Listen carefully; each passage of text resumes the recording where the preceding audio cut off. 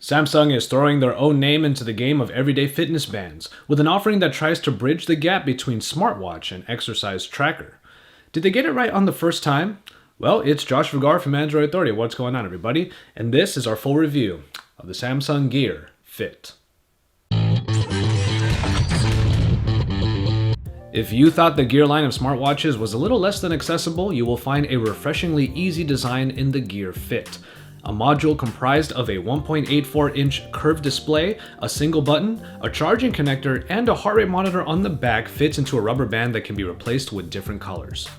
If you have ever used a fitness fuel band like the Fitbit or the Nike Fuel Band, the Gear Fit takes on that particular motif, but adds in much more functionality due to its unique display experience. And as far as the band goes, it is refreshingly easy to put on compared to the Gear smartwatches, which were a little confusing at first. A double pin fastener fits right into the holes on the other part of the band, allowing you to easily don and remove the Gear Fit without any fuss.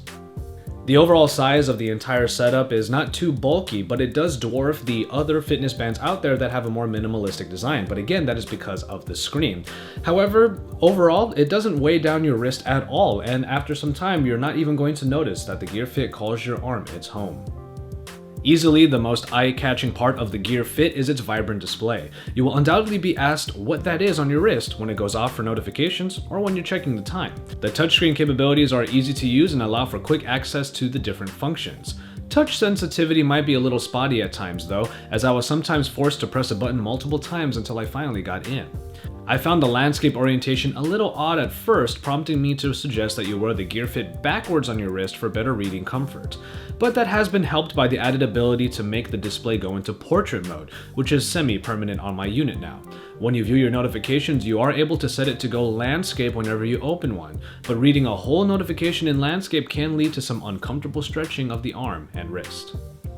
There's very little to take away from the wonderful screen that is found on this wearable, and it makes us think that if Samsung is able to put a nice curved display on a wearable as easy to put on as this, then we're kind of excited to see where this form factor will go. Given how much, or in contrast, how little the Gear Fit is supposed to do, its performance was never really in question. Swiping between functions was smooth, and there were never any issues getting to what I needed. As far as battery goes, it is capable of going a couple days before needing a charge, but a couple days is a little bit dwarfed by the other fitness bands out there that, because they are more minimalistic, can go for many more days on end. Also, be careful with the charging module that snaps onto the back of the unit. It's really small and just looks like a hunk of plastic, meaning that if you're not careful, you might lose it pretty easily. Ultimately, it always comes down to usage, and in this case we do have some smartwatch capabilities on top of fitness capabilities, but unfortunately the Gear Fit falls under the usual Samsung trope. It tries too hard to be multiple things at once without ever being very great at any one of those things. Let's start off with the main component, fitness. Functions for a fitness band like this include tracking steps, sleep, and distance-based activities. You won't be getting much more use than that, so those of you who, let's say, exclusively lift won't probably get much use out of the Gear Fit. The pedometer, as a required feature of any fitness band, is unfortunately pretty inaccurate with the Gear Fit.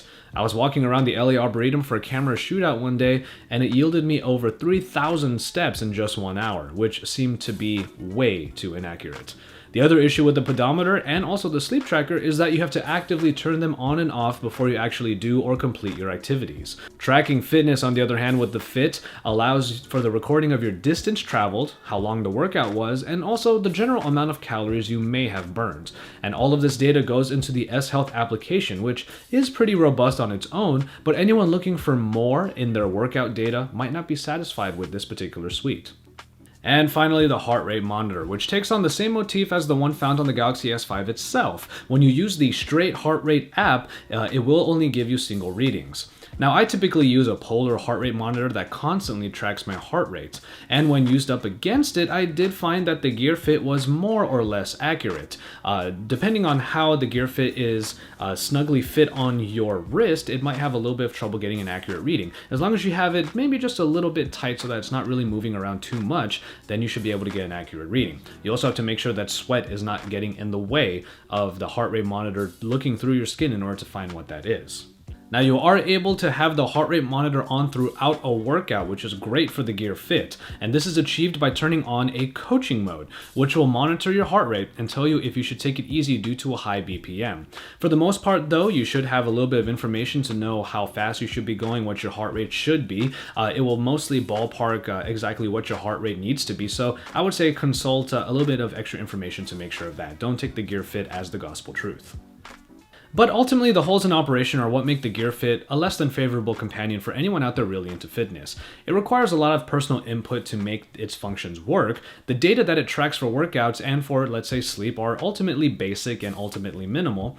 And while the always firing heart rate monitor during workouts does garner it some points, the Gear Fit doesn't necessarily bring a whole lot else to the fitness band game than just a pretty screen.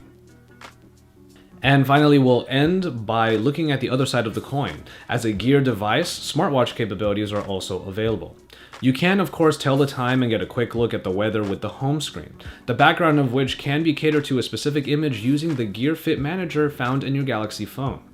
Find My Device is available if either of your devices go too far from one another. And of course, the media controller is also there for you to skip songs or change the volume on the fly, which was used most often in my experience. Notifications are the marquee function provided by having a nice screen, but like I alluded to before, it's far from a great implementation. When using the Gear Fit in portrait mode, notifications that come up are often scrunched up due to the formatting issue of having a small screen. And like I said before, you can read your current notifications in landscape, but it does require a lot of scrolling, and it is also hard to read without pretty much straining your arm in order to line it up correctly. And of course, the notifications are on a view-only basis. You're able to set up quick templates for responses, but basically you're going to be reaching for your phone more often than not. And so, there you have it, the Samsung Gear Fit. I can't help but think that this is only the beginning. Yes, it falls short of being a great fitness tracker. It also falls short of being a decent smartwatch. But this screen on this wearable does show that we have quite a bit to go when it comes to wearable tech, and this is not a bad start and shows the potential for our wearable tech. This is the first wearable capable of smartwatch capabilities that is as easy as it is to put on and wear all day. And having it on will definitely help your geek cred, but the moment you realize you forgot to personally turn on the pedometer is when you realize this is more geek than fitness chic. The first order of business is fixing the current holes, and then we can only hope that Samsung will unlock the potential of what was an exciting development in the world of wearable tech. So as always, thank you guys very much for watching, and I hope you enjoyed this review of the Samsung Gear Fit. Unfortunately, it is not everything that we were hoping it to be, but it does show the potential of wearable tech, especially ones in this interesting form factor size. So keep it tuned to Android Authority for all of the best coverage, including our coverage of all the flagship smartphones, everything from the Samsung Galaxy S5 to the Sony Xperia Z2. We have a lot more coming for you in the coming weeks, especially with more phones coming out the woodwork. So hit that like button, hit that subscribe button, and then hit up Android Authority.com, because we are your source for all things Android.